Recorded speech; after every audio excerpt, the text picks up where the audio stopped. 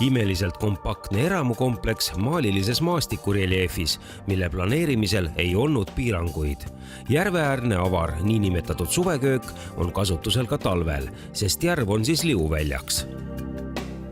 Siin on ka praktiline kasvuhoone ja võluv õuevalgustus, et elu saaks nautida ka pimedal ajal.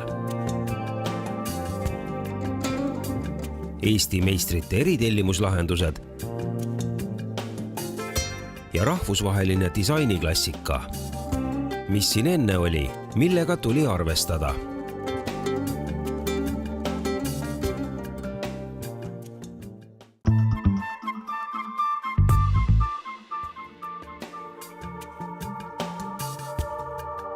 Siin oli konkreetne võsa ja vana palkmaja koos mingi abihoonetega võsa vahel. Keeruline oli aru saada tegelikult sellest huvitavast reliefist isegi, aga siin ikka sai võsa vahel siis käidud ja vaadatud, et päris kihvt koht tuleb sellest. Tellijal oli selline oma mingi arusaam, kus umbes maja võiks olla, no niisugune nägemus ja ütleme ka see mõte klappis meil, et mis kujuga võiks maja nagu hakata tulema, et nagu vanasti olid Eesti taludes eraldi majad, eraldi hooned mingite funktsioonidega, et siin siis ka, et iga funktsiooniga hooneosa on nagu eraldi tiivas. Saunablokk on nagu omaette tiib koos majandusosaga ja siis magamistoad on omaette tiivas ja siis elutsoon on siis teine selline, sellest tuligi selline Y-kujuline hoone põhiplaan. Parkimismaja ja see tuli nagu mul hiljem mõttena või ütleme töö käigus, et ei tahtnud, et see jääks kuidagi silma alla, see autode parkimine. Ja see relief siis kõik siin toetas seda, et väikese võimendusega sai siis nii-öelda selle parkla katta siis muldkattega uuesti. Köögist ja ütleme tubadest vaadatuna ei ole siis neid autosid nii-öelda näha, et see ilus loodus jätkub sul. Ja ka tegelikult, et kui sisse sõidad siia kinnistule, ega siis ka ta on, ütleme, natukene ikkagi varjus, et sillutiskivi tegelikult seal selle murukivina jätkub, et see rada tegelikult saad autoga sõita ka edasi siia nii-öelda maja konsoolse tiiva alla, et seda kasutatakse ka samamoodi teinekord parkimiseks.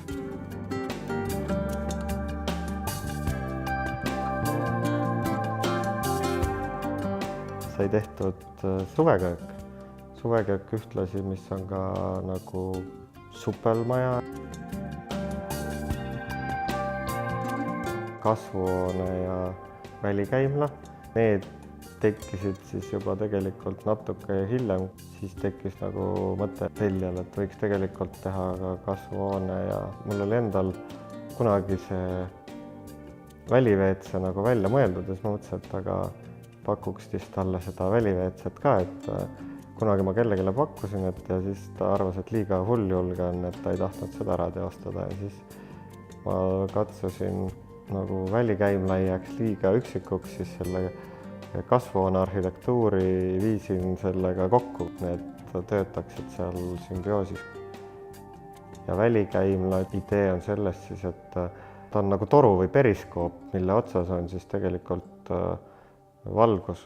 Kui seal nii-öelda päevasel ajal istuda, siis tuleb ülevalt korstnast tuleb valgus sisse ja öösel vastupidi hämara peale läheb seal LED-valgus põlema ja valgustab just selle klaasipinna välja, et siis pimedal ajal just selline katus helendab. Ja kasvuhoonel muidugi see vorm kopeerub, aga kasvuhoonel kogu see kasvumaja osa läheb muidugi helendama, et seal on ka see valgustus sees.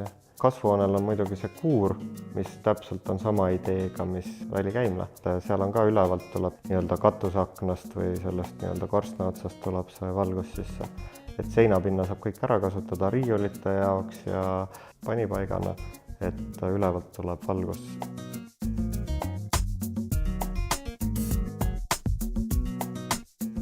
Alguses eemalt vaadates mõjub see maja sellise ühekorruselisena võib-olla, aga kui sa siis järjest lähed edasi, saad aru, et see tegelikult on reljeefne, konsoolne, et erinevatest külgedest siis majal avanevadki nagu erinevad tasapinnad, erinevad kõrgused, et maja on siis tegelikult osaliselt kahekorruseline, osaliselt ühekorruseline, osaliselt konsoolne, kõik see on pandud nagu reljeefiga sümbioosi, et mingi selline 1,5-korruseline hoone kõrguste vahe tekib, et erinevad tiivad on siis erinevatel kõrgustel natukene.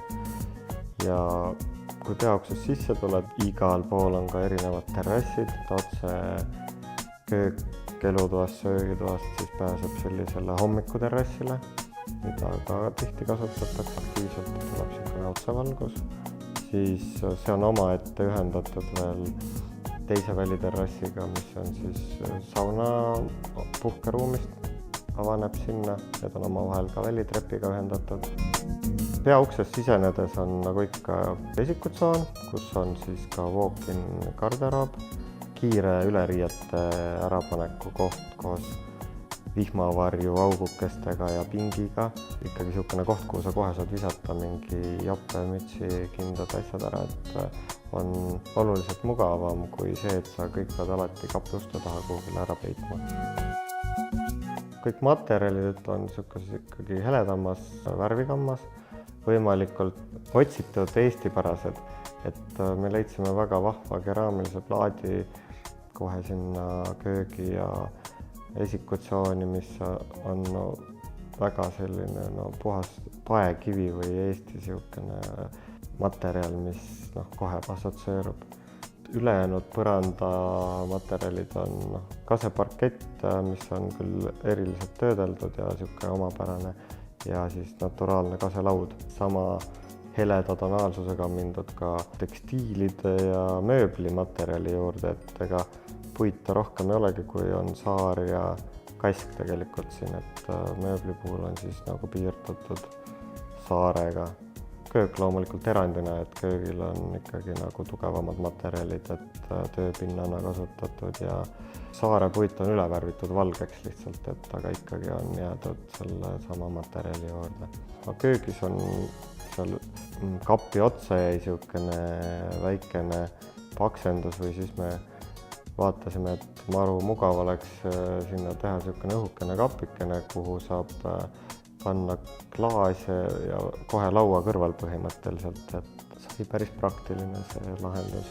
Tihtipeale söögilauad ikkagi otsime valmis toodangust või valmis valikutest, siis sellist nii suurt diameetrit lauda on suhteliselt keeruline leida, et siis selle lasime ka eritellimusena samal mööblimeistril valmistada, kes ülejäänud maja uksed ja mööbli on valmistanud.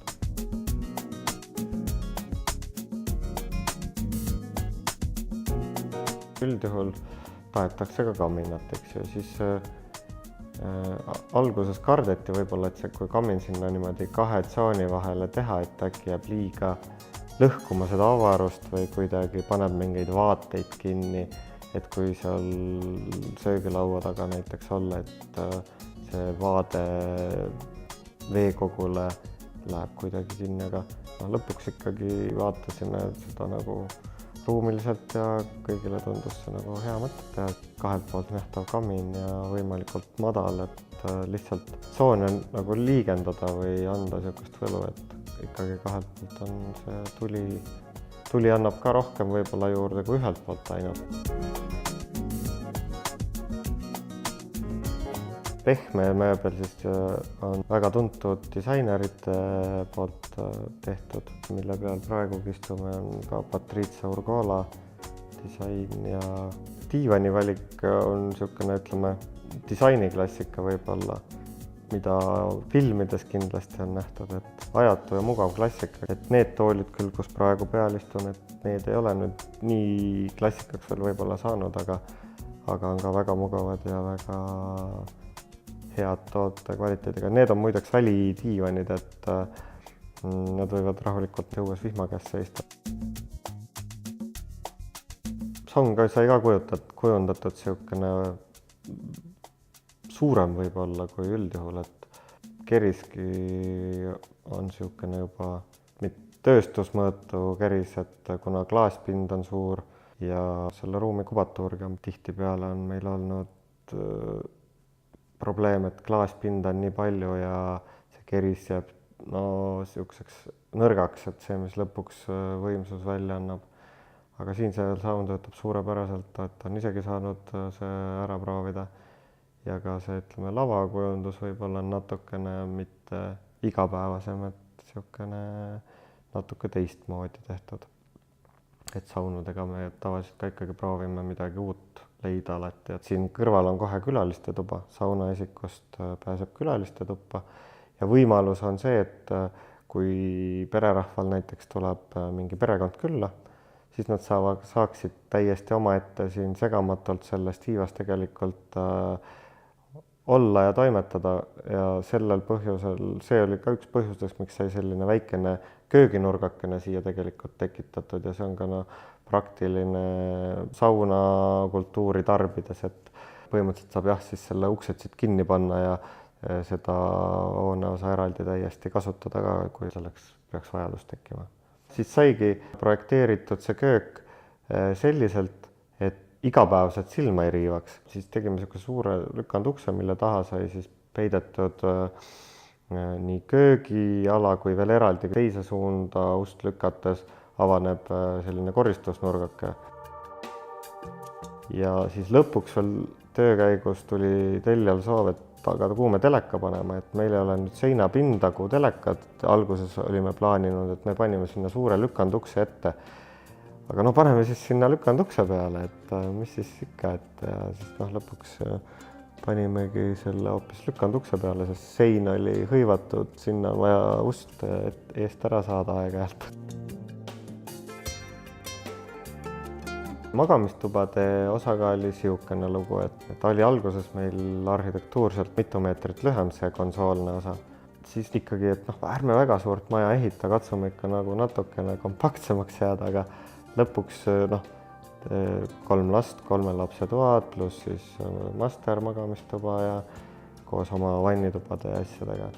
Ja kindel pererahva soov oli, et kõikidel lastel oleks ikkagi 1,60 meetri voodi ja siis ikkagi need toad said korralikult suureks tehtud ja selle võrra tuli kogu seda hoonetiiba pikendada. Ma enam ei mäleta, kui palju täpselt, aga et kõik need asjad sinna ära mahuks, siis tegime konsooli suuremaks selle võrra.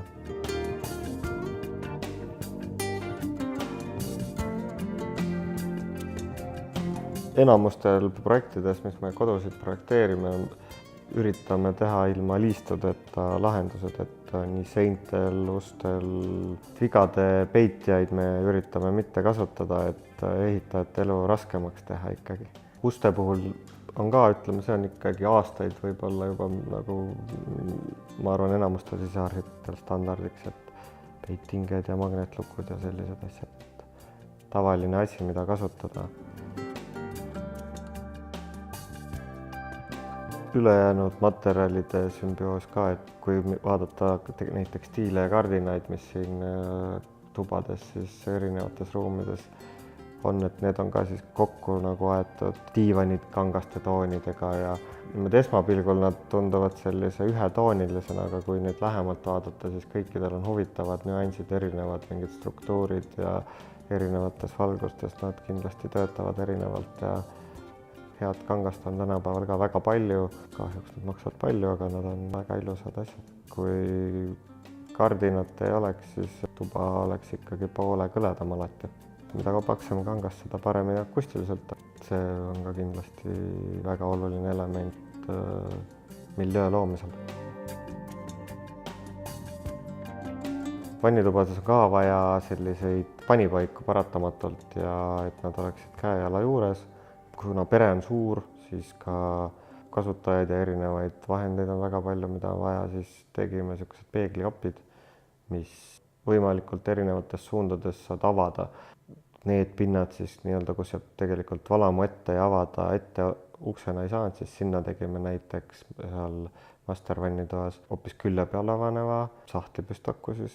Ega ju selliseid kapikesi väga palju tegelikult ka siin elamises ei ole, mis on ka tänapäeval tavaline.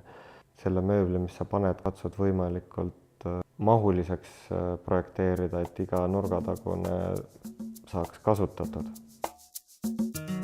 Tänapäeval on vannitoa hügieeniks või enda tarbeks väga palju elektrilisi hooldusvahendeid, siis on ka väga tavaline, et peab sahtlitesse ja kappidesse sisse pistikuid projekteerima. Et kui on mitu pereliiget, on vaja mitut näiteks võib-olla hambaharja pidevalt laadida. Ei ole hea, kui nad silma all on, et siis me need üldiselt katsume kohe kappi sisse ehitada.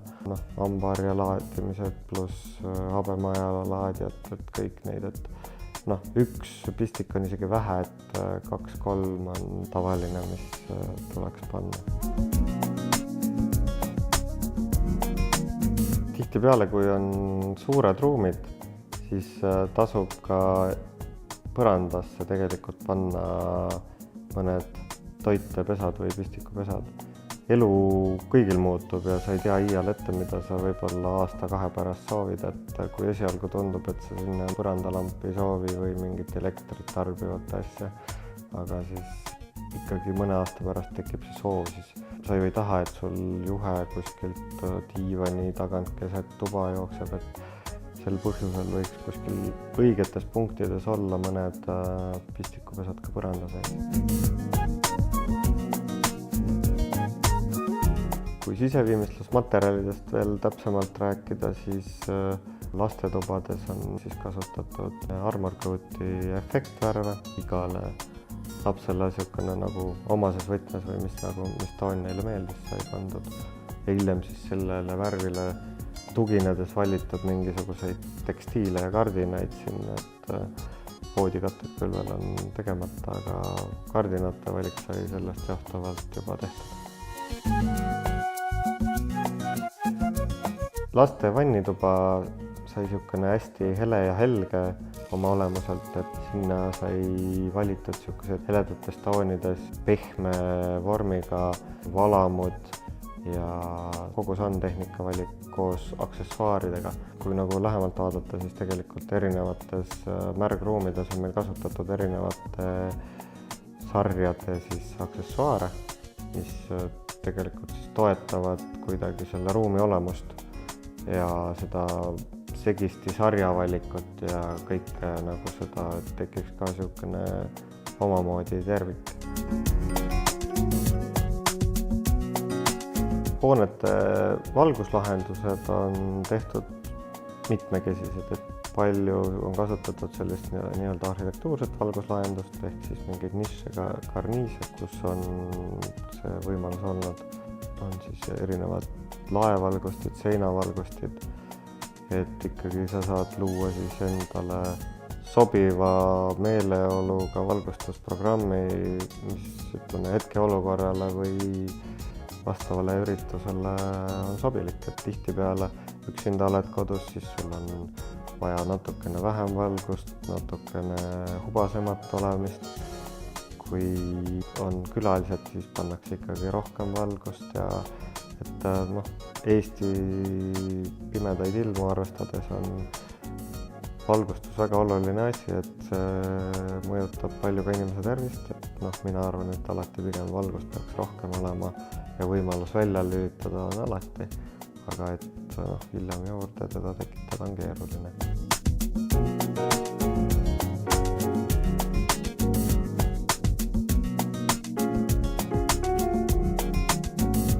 Maja ümber on ka väga palju välivalgustust kasutatud, kuna sissesõit on juba piisavalt pikk, erinev reljeefsus, erinevad käiguteed, majani jõudmine juba sealt auto varjualusest, kasvuhooned, käiguteed, järv, kõik see on nagu välja valgustatud, et pigem mitte nagu üleliigselt või liiasti, aga nii palju kui hädavajalik, et sa saad jällegi pimeda ajal sellist mõnusat taustavalgust luua. Kui sa vaatad aknast välja, siis ei tundu, et sa kuskil kottpimedas keset laant ja paksu metsa elad, et tekivad niisugused mõnusad kivide varjud järve ääres ja erinevad puudest, niisugused sügavuskaugused ja arhitektuurselt on siis konsoolialused on välja valgustatud ja kindlasti tekib efekt nendest helendavatest abihoonete mahtudest. Seda saab ka mitut moodi reguleerida, kuidas täpselt vaja on ja mida sa sisse lülitad ja paljud asjad muidugi lähevad automaatselt hämaraanduriga koheselt tööle, aga vajadusel sa saad neid gruppe vähendada või juurde panna ja valgust paljude positsioonide puhul timmerdada ja et tihtipeale on väga ilus maja, aga pimeda ajal jääb see nagu vaeslapse rolli, et sa ei näe seda kihvti asja, mis on tehtud. Et see nagu valgustus õiges kohas annab väga palju juurde. Välivalgustuse puhul mina olen nagu lähtunud sellest aspektist, et tekitada erinevaid sügavusi. Ei ole mõtet, ma ei tea, ühele kaugusele majast panna a la mingid valgusteid, et selleks, et sa saaksid aru, et mis su ümber toimub, sa panedki mingid üksikud valgustid kuhugile 10 või 15 meetri kaugusele. Sinu ja selle valgusti vahelisele alale just tekiksid mingid varjud või sügavused. Ja siis kuskil eesplaanis on mingid järgmised objektid välja valgustatud.